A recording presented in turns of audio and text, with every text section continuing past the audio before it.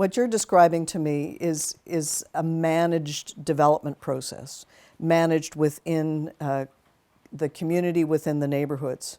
What we're seeing today is a growth promotion process. 2010, so a little after that you'd left, CACs and developer contributions became regularized as a revenue stream on the capital budget.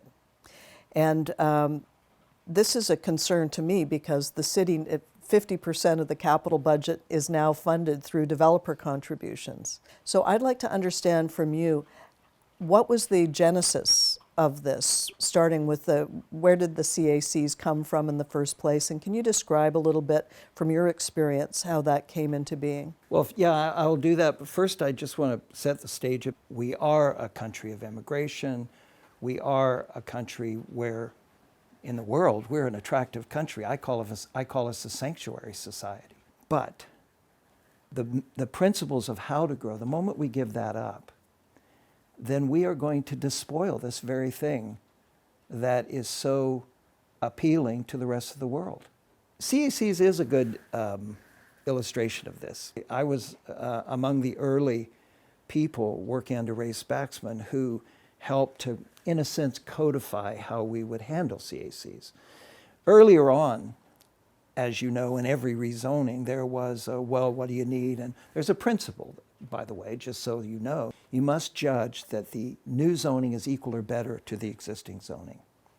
And that principle opens up the genuine inquiry about, okay, if you want to densify, is that equal or better to what's there? Well, let's look at the facilities. Let's look at the services. Let's look at the parks. Let's look at every aspect. Let's look at neighborliness. Let's look at urban design. And you make that judgment. When we made that judgment, we had a problem. And the problem was we discovered all of the limitations and problems. We had no funding source. And so we looked at that fairly casual relationship in rezonings, and we said, let's try to really apply that to the problems that come with densification. So the way we handled every rezoning, and I'm telling you this, there was no exception. First led by Ray Spaxman, and Ann and I carried it on. We would first do an urban design assessment. And we'd say, okay, how does that fit in? Does it fit in? Can it fit in? And many times we found, yes, it can fit in. We regularized, we put standards in place for public amenities. We analyzed and we said, okay, there's a shortage. And we would literally do financial analysis called a pro forma. And we would say, okay, this is how much money you're making. We'd like a piece of that, not all of it, because then no development happens. People need profits. Then here's how much we need for the community side. And that worked beautifully for years. There's a key to this, though. You can't put it in general revenue. You can't say it's a source to meet your other budget obligations. You can't do that, because it has to be applied to the mitigation in the particular circumstance that you've identified in that rezoning. Can you give us a couple of examples of CACs done properly? Yeah, I can give you the biggest example of all, which is False Creek North.